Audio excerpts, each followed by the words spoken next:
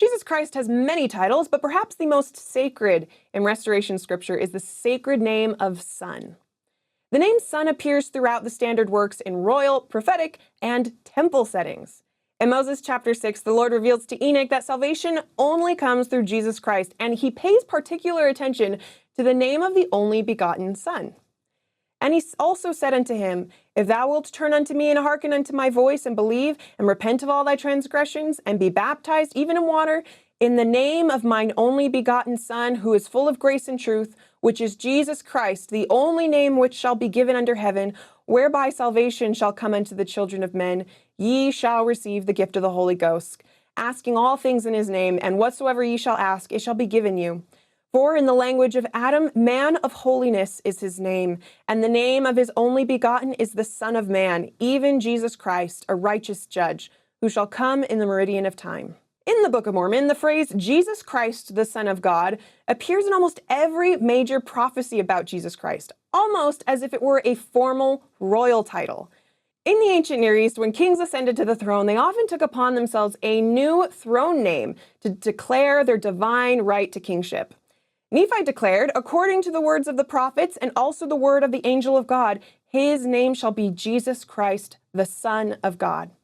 An angel revealed to King Benjamin the name of Jesus Christ, saying, He shall be called Jesus Christ, the Son of God, the Father of heaven and earth, the creator of all things from the beginning, and his mother shall be called Mary.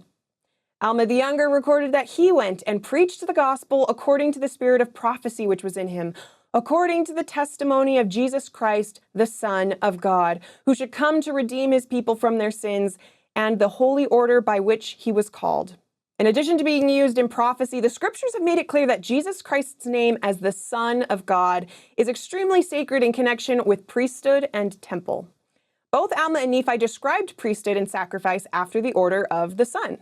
The Doctrine and Covenants further clarifies that the Melchizedek priesthood was originally named the Holy Priesthood after the order of the Son of God, but out of respect or reverence to the name of the Supreme Being, to avoid too frequent repetition of his name, they, the Church in ancient days, called that priesthood after Melchizedek, or the Melchizedek priesthood.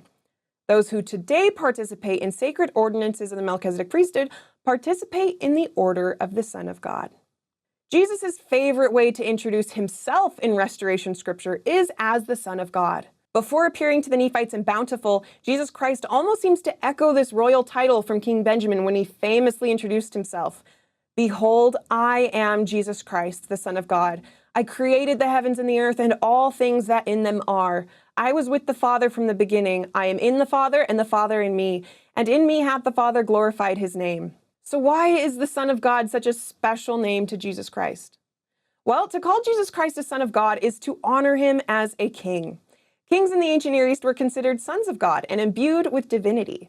To Israel's king, the Lord declared, Thou art my son, this day have I begotten thee.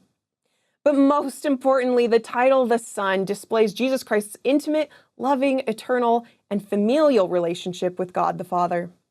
Of all the titles for the God of the universe, the great God Elohim exalts the name of Father. And the Savior of the world shows his love for the Father and his relationship to him by declaring himself the Son. Because of God's love for us, all of his children can take upon themselves the name of the Son in sacred ordinances, such as baptism. Jesus Christ promises his followers that those who repent of their sins and embrace the gospel will have joint access to Jesus' identity as a son. King Benjamin preached that those who entered into the covenant became God's sons and daughters. And as the author of the Epistle to the Romans explained, for those who are led by the Spirit of God are the children of God. The Spirit you received brought about your adoption to sonship. And by him we cry, Abba, Father. Now if we are children, then we are heirs, heirs of God and co-heirs with Christ, if indeed we share in his sufferings in order that we may also share in his glory.